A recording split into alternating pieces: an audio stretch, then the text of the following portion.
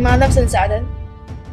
लोग ही एक राष्ट्र के सबसे बड़े संसाधन होते हैं। प्रकृति की देन केवल उस समय महत्वपूर्ण होती है जब लोगों के लिए उपयोगी होते हैं। लोग अपनी आवश्यकताओं और योग्यताओं से उसे संसाधन में परिवर्तित कर देते हैं। इस प्रकार मानव संसाधन के अंतिम संसाधन है स्वस्थ लिखा है, स्वास्थ्य ना होगा, वही है। स्वस्थ यहाँ पे लिखा है, स्वास्थ्य, शिक्षित नहीं, स्वस्थ, शिक्षित, अभिप्रेरित लोग अपनी आवश्यकताओं के अनुरूप संसाधनों का विकास करते। अन्य संसाधनों की भांति मानव संसाधन विश्व में समान रूप से वितरित नहीं है। अपने शैक्षिक स्तर, आयु और लिंग में वे एक दूसरे से भिन्न है। उनकी संख्या, लक्षण भी बदलते रहते हैं। पूरा दुनिया में कितना लोग होगा? ये तो हम नहीं कह सकते, ज्यादा बहुत है। अरबों खरबों होगा। अंबानी जब बस सब मर जाए, वही कल की वाला बता रहे हैं। मजा आ जाए। रात तो नहीं होगी ना, क्योंकि वो सारे लोग क्या आप जानते हैं प्रधानमंत्री कौशल विकास योजना PKVY को 2015 में 1 करोड़ भारतीय युवाओं को 2016 से 2020 तक प्रशिक्षित करने के उद्देश्य शुरू किया गया था। इस योजना का उद्देश्य संभाव्य और मौजूदा रोजगार अर्जक को गुणवत्ता प्रशिक्षण प्रदान करके रोजगार योग्य कौशल की योग्यता को प्रोत्साहित करना है। नहीं समझे इसका?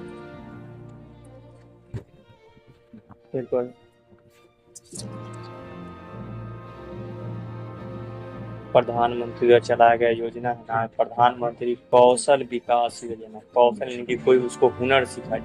2015 में तभी चला था। 1 करोड़ भारतीय युवाओं को 2016 से 2020 तक प्रशिक्षित करके उद्देश्य है कि शुरू किया गया है। यानी कि इतना बच्चा को, यानी कि लड़का को, यानी कि प्रशिक्षित कोई ज्ञान दे करके उसको शुरू। इस योजना का उद्देश्य संभाव्य और मौजूदा रोजगार अर्जक को गुणवत्ता प्रशिक्षण प्रदान करना है। कोई ना कोई रोजगार मिल जाएगा, कोई इसको काम करने आ जाएगा तो कोई अपना रोजगार कर लेगा। यही इस योजना का काम है कि रोजगार मिले। कौशल की योग्यता को प्रोत्साहित करना है। जो कुछ करने के जो कौशल है, उसको हाथ में हुनर है, उस अपने टैलेंट को निखार करके इस योजना। अभी के एज में भी तो कहते हैं एक चीज है, किसी की जो मेहंदी आर्टिस्ट होती है, सुने होंगे, वो ज्यादा मुस्लिम होती है। वो जो हम भी खुद में देखिए नोटिस किए हैं, अभी ज्यादातर मेल होगा, नहीं तो मुस्लिम लड़कियां। मतलब हिंदुओं को बहुत कम इस लाइन में मिली।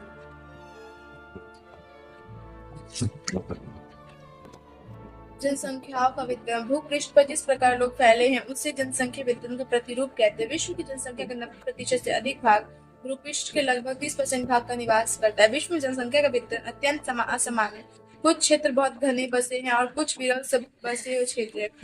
दक्षिण पूर्वी एशिया, यूरोप और पूर्वी उत्तर अमेरिका घने बसे क्षेत्र, उच्च आकांक्षीय क्षेत्र, उष्ण कटिबंधीय मरुस्थल, उच्च पर्वतों और विषुवतीय वनों के क्षेत्रों में बहुत कम लोग रहते हैं। अच्छा जी, गलती से पढ़ा। सबसे बड़ा जो महाद्वीप कहते हैं कंटिनेंट एशिया है। छोटा ऑस्ट्रेलिया। सबसे बड़ा सागर है पैसिफिक ओशियन, ऐसे कहते हैं, आई थिंक प्रशांत। सबसे छोटा है एशियन इंडियन ओशियन। छोटा का गहराई तो उसका पता नहीं था। आर्कटिक है जो बर्फ जमा हुआ है। तो सर पेनिनसुला क्या होता है? एक तो Pacific ocean, Indian ocean, Atlantic ocean. ज्यादा अच्छी तो नहीं। इस तरह के इलाका बन जाता है ना प्रायद्वीपीय, जैसे पेनिनसुला कहलाता है यहाँ पर। ऐसे कंटिनेंट बनता कैसे? सब एक दूसरे जुड़ा होता है। नहीं, वो हम चीज पूछ रहे हैं। ऐसे जब ऐसे कि सब एक दूसरे से चिपका रहता है, जुड़ा रहता है। कंटिनेंट कई देशों को मिला दिया है तो वो महाद्वीप। वो जैसे द्वीप ऊपर से देखिएगा, द्वीप तो रहता है ना, ऐसे सब जो जितना भूमि है वो सब जुड़ा हुआ है सब, या फिर सब टूटा बिखरा सब जुड़ा हुआ है। सब जुड़ा हुआ है। यानी कि आपको ऊपर से जाता है तो उसको सागर नहीं मिलेगा, पीछे दूसरा देश के अरे तो नीचे कुछ ना कुछ देखने को मिलेगा ही। इलाका अथी वाला में कहते मैप में क्यों दिखाता है कि सब टूटा फूटा है, मतलब अलग अलग है सब। वो नदी दिखाता है, नदी रहता था, टूटा होता लाइनिंग बना हुआ है। झील दिखाई दे, जो बड़ा झील होगा वो पूरा नीला होता है। नीला दिखाएगा हमको लगता है सागर है, नीला दिखाई देगा। अच्छा, कोई चल के भी जा सकता है। विषुवत वृत्त के दक्षिण की अपेक्षा विषुवत वृत्त के उत्तर में बहुत अधिक लोग रहते हैं। विश्व की कुल जनसंख्या के लगभग 3/4 लोग 2 महाद्वीपों एशिया और अफ्रीका में रहते हैं। विश्व के 60% लोग केवल 10 देशों में रहते हैं। इन सभी देशों में 10 करोड़ से अधिक लोग रहते हैं। जनसंख्या मिलियन चीन का सबसे ज्यादा है, फिर भारत का, फिर यूएसए का, फिर इंडोनेशिया का, फिर ब्राजील का, फिर पाकिस्तान का, फिर बांग्लादेश का, फिर नाइजीरिया का, फिर रूस का, फिर जापान का। नाइजीरिया क्या है? देश का नाम बहुत बड़ा देश है। ये ज्यादा बड़ा नहीं, लेकिन हाँ है। क्या आप जानते हैं भारत की जनसंख्या का औसत घनत्व 382 व्यक्ति प्रति वर्ग किलोमीटर है? मतलब भारत में 1 वर्ग किलोमीटर में व्यक्ति 382 व्यक्ति रहता है। घनत्व मतलब औसत है, एवरेज निकलेगा घनत्व, यानी कि इतना कम जगह में इतना ज्यादा लोग। जनसंख्या का घनत्व पृथ्वी पृष्ठ की एक इकाई क्षेत्र में रहने वाले लोगों की संख्या को जनसंख्या का घनत्व कहते हैं। सामान्य रूप से यह प्रति वर्ग मीटर में व्यक्त किया जाता है। संपूर्ण विश्व का औसत जनसंख्या घनत्व 51 व्यक्तियों प्रति वर्ग किलोमीटर। सबसे अधिक जनसंख्या घनत्व दक्षिण मध्य एशिया में है। इसके पश्चात क्रमश पूर्वी एशिया, दक्षिणी पूर्वी एशिया में है। जब मैं कक्षा के पूरे 30 विद्यार्थी उपस्थित होते हैं तब हमारी कक्षा बहुत भरी हुई दिखती है, लेकिन जब यही विद्यार्थी स्कूल के सभा भवन में बैठते तब वह कक्ष खुला और खाली दिखाई पड़ता है। क्यों? क्योंकि सभा भवन का आकार या क्षेत्र कक्षा का से बड़ा होता है। लेकिन आज जब स्कूल के सभी विद्यार्थी सभा भवन में आ जाते हैं तो सभा भवन भी भरा हुआ दिखने लगता है। हाँ सर, जब क्लास 50 बच्चा है, 50 बच्चा आ जाता है तो जगह नहीं पड़ती। जी, तो जनसंख्या घनत्व बढ़ गया। जिन देखेगा उनमें इंसान। जनसंख्या वितरण को प्रभावित करने वाले कारक: भौगोलिक कारक, स्थलीकृति। लोग सदैव पर्वतों पठारों की तुलना मैदानी भागों। ऐसा हो सकता है कि जहाँ पे पहाड़ उसको तोड़ के वहां लोग रहने लग जाए। पहाड़ के अगल बगल में रह सकता है छोटा, उतना तोड़ करके रास्ता बनाया जा रहा है गाड़ियों, तो उतना कठिनाइयाँ है रहने के लिए संभव नहीं। रास्ता जब बनाता होगा पहाड़ तो बीच में से बनाता होगा, बाई चांस खोखला का पहाड़ रहा हो जाता है, धस हो जाता है, तो टूट जाता होगा, और बाई चांस गाड़ी के ऊपर गिरा, हो जाता है। राम नाम सत्य। कई ऐसा पहाड़ी इलाका जिसमें गाड़ी जाते रहता है, ऊपर से कोई आकर के बड़ा सा पत्थर गाड़ी को गया, इंसान तो चला जाता होगा।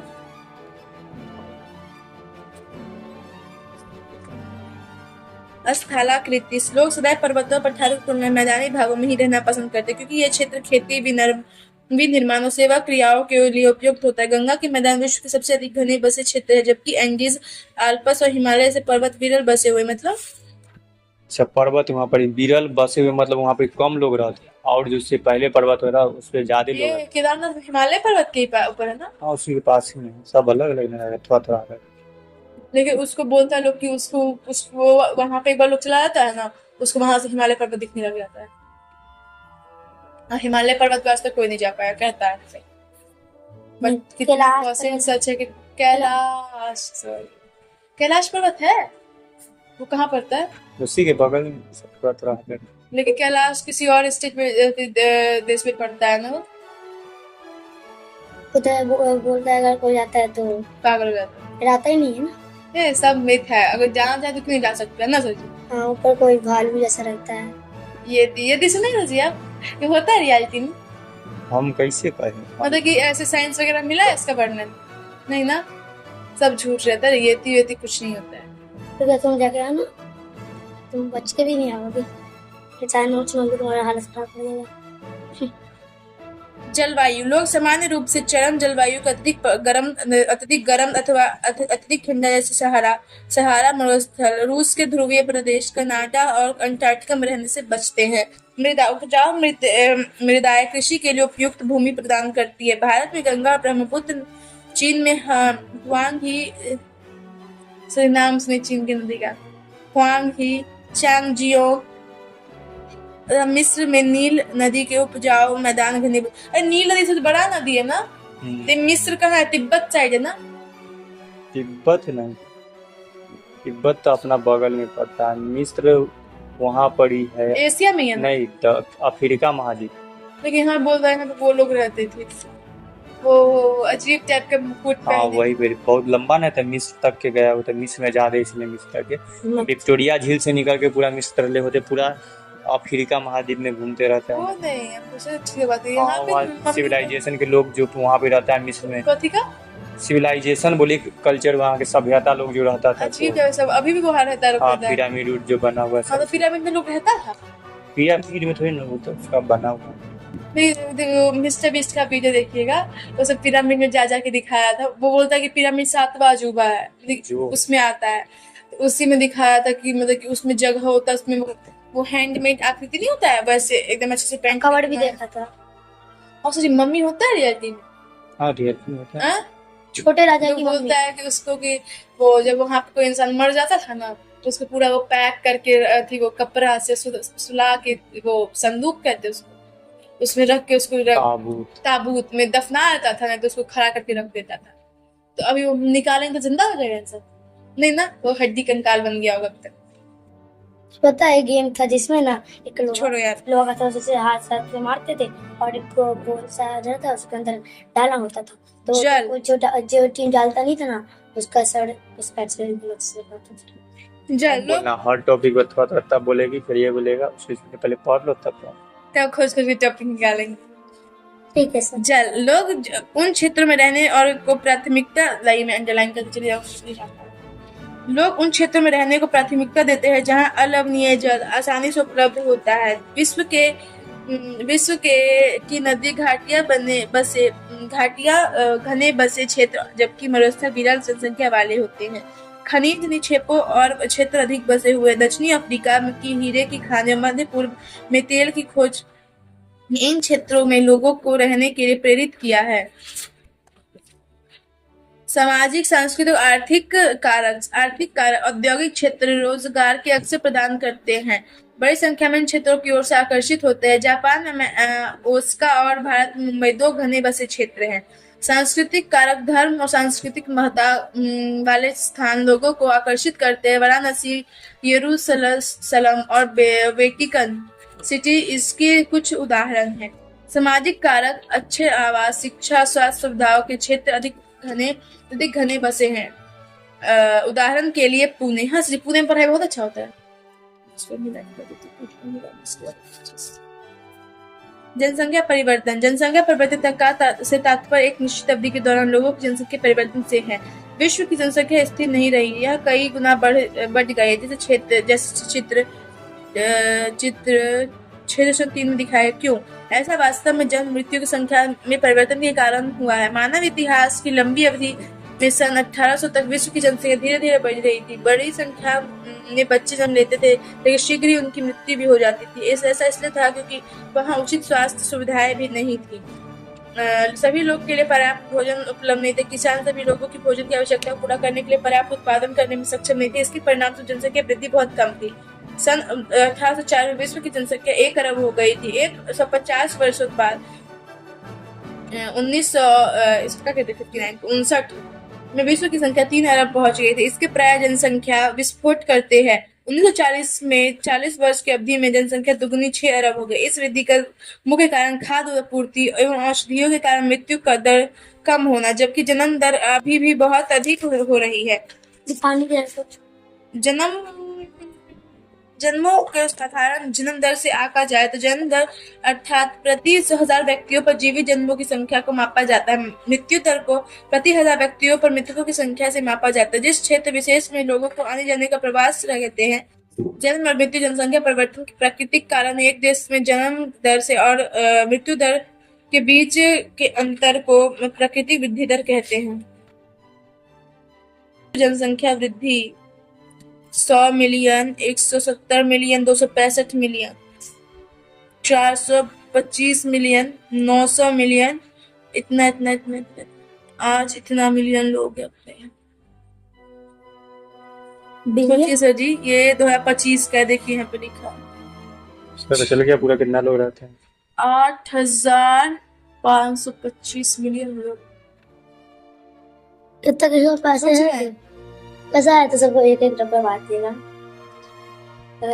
तो बिलीवर है। सोचिए ना आप खुद, 8,525 मिलियन लोग रहता है। अभी इतना कितना हम लोग का 29% भूमि है ना, 29% भूमि पर अगर संख्या वृद्धि पर नहीं रुका ना, तो एक टाइम ऐसा है जो सब ऐसे रहेगा, ऐसे सब एक लाइन से उठने बैठने जगह नहीं लोग को रहेगा।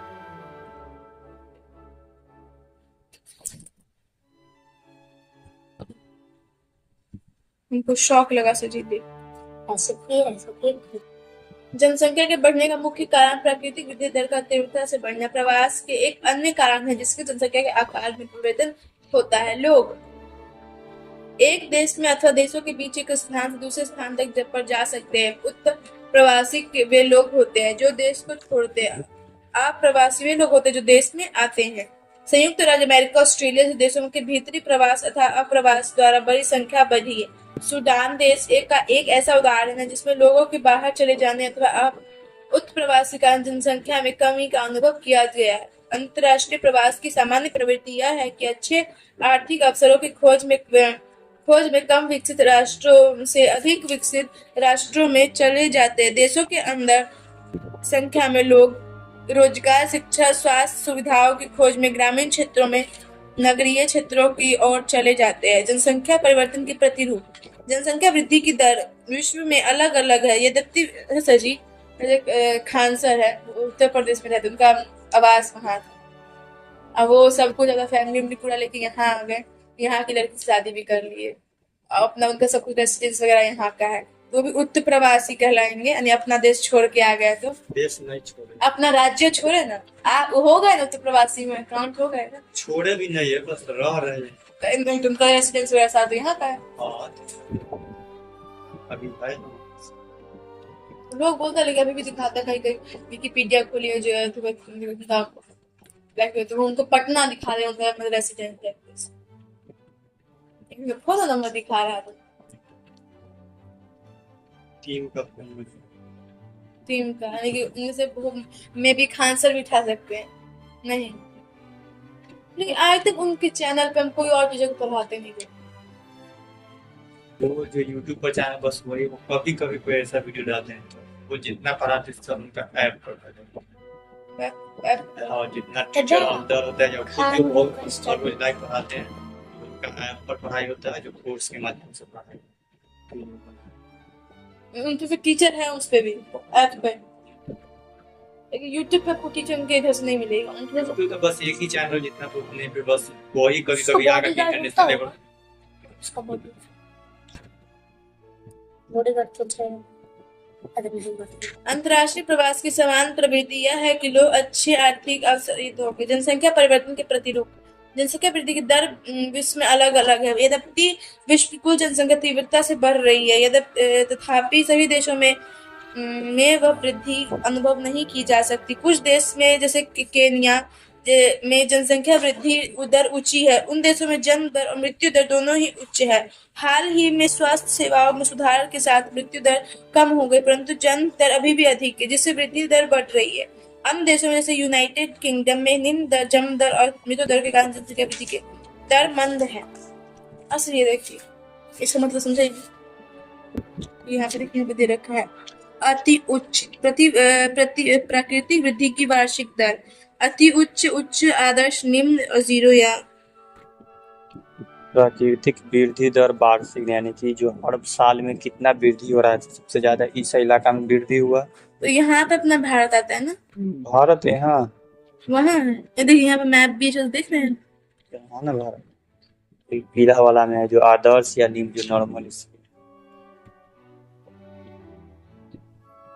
सिर्फ आदर्श देखिए ये टूटा हुआ नहीं, ये देखिए ये कहाँ टूटा, ये टूटा नहीं है, ये बॉर्डर दिखा रहा है कि यहाँ इधर है इधर। जैसे कि हम क्या पूछ रहे हैं कि सारा जितना भूमि है सब एक दूसरे से जुड़ा हुआ है, ये सब अलग अलग है। कुछ पार्ट अलग है, जैसे पानी है तो इतना दूर के पानी के बीच में ये अलग दूसरा पार्ट। वही पूछ रहे थे। फिर देखिए इतना दूर एक साथ है, फिर ये देखिए ये घटा हुआ है पूरा पानी। यहाँ ये कौन सा एरिया होगा? ये अफ्रीका। ये मतलब ये पूरा किस में आता है? छोड़ी अफ्रीका है, ये कौन सा एरिया होगा? ये है उत्तरी अमेरिका, ठीक है। दक्षिणी अमेरिका। यहाँ से यहाँ जाने के लिए तो यहाँ बीच में समुद्र रहता होगा, दिखता होगा लोग को। वही हम पूछ रहे थे। जनसंख्या संगठन किसी देश की जनसंख्या कितनी भी अधिक हो, उस देश के आर्थिक विकास के स्तर में कुछ अंतर नहीं पड़ता। उदाहरण के लिए बांग्लादेश और जापान अति घने बसे देश है, लेकिन जापान बांग्लादेश से आर्थिक रूप से अधिक विकसित देश है। एक संसाधन के रूप में लोगों की भूमिका को समझने के लिए हमें उनके गुणों के बारे में जानने की आवश्यकता होती है। लोग अपनी आयु, लिंग, साक्षरता स्तर, स्वास्थ्य दशाओं, व्यवसाय और आय के स्तर पर एक दूसरे से भिन्न होते हैं। लोगों को इन आवश्यकताओं के बारे में जानना आवश्यक है। जनसंख्या संगठन संख्या की संरचना को दर्शाता है। जनसंख्या संगठन हमारी यह जानने में सहायता करता है कि कितने पुरुष है और कितनी स्त्रियां, वे किस आयु वर्ग के हैं, कितने शिक्षित हैं और वे किस प्रकार के व्यवसाय में लगे, उनकी आय का क्या स्तर और स्वास्थ्य दशाएं कैसी। एक देश के जनसंख्या संगठन का अध्ययन करने के लिए की एक रुचिकर विधि जनसंख्या पिरामिड है, जिसे आयु लिंग पिरामिड भी कहते हैं। एक जनसंख्या पिरामिड दर्शाते हैं कुल जनसंख्या विभिन्न आयु वर्गों में विभाजित। उदाहरणार्थ 5 से 9 वर्ष से 10 से 14 वर्ष। कुल जनसंख्या को प्रदर्शित कर इन वर्गों में से प्रत्येक वर्ग में पुरुष और स्त्रियां उप विभाजित है। जनसंख्या पिरामिड का आकार उस विशिष्ट देश में रहने वाले लोगों की कहानी बताता है। बच्चों की संख्या 15 वर्ष से निचले भाग में दिखाई गई है कि यह जन्म के स्तर पर दर्शाती ऊपर का आकार वृद्ध लोग 65 वर्ष से अधिक की जनसंख्या दर्शाता है। मृतकों की जनसंख्या को दर्शाता है। जनसंख्या पिरामिड एक देश में आश्रित लोगों की संख्या भी बताता है। युवा आश्रित लोग 15 वर्ष से कम आयु के और वृद्ध आश्रित लोग 65 वर्ष से अधिक आयु के आश्रित आयु जनसंख्या के अंतर्गत आते हैं। कार्यरत आयु वर्ग 15 से 65 वर्ष के लोगों को आर्थिक रूप से सक्रिय वर्ग में रखा जा गया है। यह एक देश का जनसंख्या पिरामिड जिसमें जन्म दर और मृत्यु दर दोनों ही ऊंचे है और आधार पर चौड़ा है और तीव्रता से संकरा होते जा रहा है। इसलिए इसे